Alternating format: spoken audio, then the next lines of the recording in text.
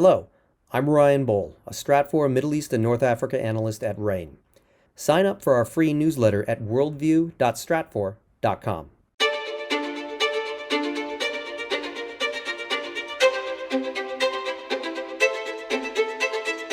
You're listening to RANE's Essential Geopolitics podcast, powered by Stratfor. I'm Emily Donahue. Big tech companies, including Google, Apple, Facebook, and Twitter, have been on the receiving end of some hefty pressure from Russia recently.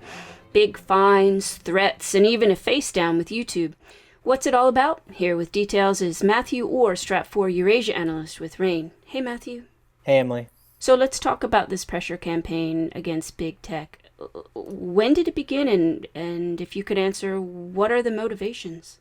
Yeah, so I think there are really, well, let's start with the motivations. I think there are really two primary motivations. The first is that, and really the main one, is that Russia sees these kind of foreign tech giants and social media companies as the vehicles for politically undesirable values and content that are going to create, and have already over the past decade, created the demand for more democratic governance in Russia that the regime really views as a threat. Kind of the secondary offshoot motivation here is that Russia would like more pliable, if you will, domestic entities, such as their own large tech companies like Yandex, to really replace these foreign companies so that they can grow their revenue, focus more of their efforts on expanding their business internationally, so that they don't have to worry and not have to worry about such fierce domestic competition. As far as when it started, it's really hard to say, but I think really one of the first major milestones is the 2016 Yarovaya law, which kind of really set the ground rules for increasing Russia's domestic surveillance state, and actually led to the blockage of LinkedIn, the notable American social media service, in later that year. And then we saw it develop even further in 2019 when Russia enacted its internet sovereignty law, which really allowed Russia to begin developing its domestic surveillance techniques, its capabilities in this regard, which have really only grown in the last year. And it's really in this last year that we've seen this campaign against big tech really kind of blossom into a full-fledged effort. We actually had a graphic on this in our fourth quarter forecast, kind of laying out the major milestones in this campaign. And so at the end of last year, Russia passed a law that basically was a signal to these companies that they would increase fines on them and really begin pressuring them for failing to delete unwanted content. We saw them take the first unprecedented step of actually slowing down Twitter's traffic, which was a real major feat that everyone noticed, because 2 years ago they had failed in a campaign to shut down the app Telegram, another social media app that failed, and so they launched this campaign, and so it was a major milestone that they were able to slow down Twitter. And then as opposition leader Navalny's forces were declared extremist, then we saw just a wave of actions against these companies, telling them to remove content in relation to him. And so that really led right up all the way to the election and kind of culminated in Google and Apple deleting Navalny's app from their online marketplaces, which really people saw as the kind of culmination of that effort and a major ceding of ground to the Kremlin in this area. I mean, that's a big session. Can you talk about what we would be watching going forward here? Yeah, so I mean, as far as going forward, I think that there are really kind of three scenarios or three ways to look about this. The first scenario is kind of a baseline scenario where we continue to see things like precisely what we saw today, which is the Russia's internet censor basically sending an ultimatum to YouTube that they need to restore these Russian channels and threatening them with blockage, slowdowns, or fines for failing to do so. So I think that in the coming years, we're going to see this slow campaign to more often issue these ultimatums to foreign tech companies, basically signal to them that, because you're in non-compliance, we can take action against you at any moment. To accompany that, they're going to crack down on VPNs and other ways that Russians might access these services or find ways to get around Russia's blockages of these services.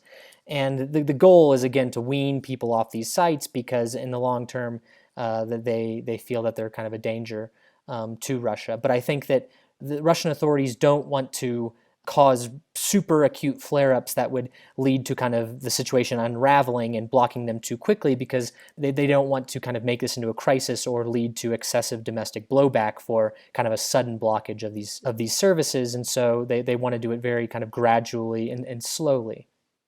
Then the next scenario would be basically a variation of that scenario, which I would call baseline, but with a crescendo. And this crescendo would be prior to Russia's 2024 presidential election, where basically the idea here is that we see all the same things that we would see in the baseline scenario, but in this case, in the lead up to this very tense 2024 presidential election, where Vladimir Putin, the Russian president, is going to decide either to run for another 6-year term or is going to launch this complicated succession process and designate a successor, that either way, there was going to be a lot of domestic blowback to that and kind of unrest and disenchantment.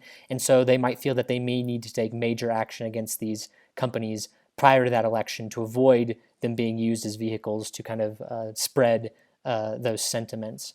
And then finally, the final scenario is maybe something like a game of chicken that gets out of hand, where Russian authorities continue to issue these ultimatums. The Western tech companies refuse to comply, and then Russia actually does go about blocking or slowing them down, and it gets to the point where they just say, okay, well, fine, we're actually gonna be the ones to pull the plug, and so it leads to them reducing, scaling down, or even leaving Russia in kind of a sudden and unexpected way that they may think is a way of kind of upping the game of chicken with the Russian government, but really will just lead to kind of the scenario spiraling out of control. Another one of the big factors that's limiting Russia in this regard is that they don't have domestic analogs prepared to replace a lot of these big services like Google, things like Google Docs even, YouTube, of course. They've been trying to make a domestic streaming service and video service for years, but and they do have one called RuTube, but it's really just not getting off the ground. And so if right now they're probably not prepared to take these steps, I think that by 2024, with each year, the likelihood grows that they will feel that their domestic analogs are capable of replacing these Western services. That being said, Matthew, how are these behaviors or these decisions that Russia's making going to affect its relations with Western audiences? Yeah, I mean, that's a really important question. I think it's crucial to understand here that Russia kind of sees this slow boiling campaign against big tech as a form of pressure and leverage in the ongoing cyber security talks with the United States, which were launched after the Putin-Biden summit in Geneva.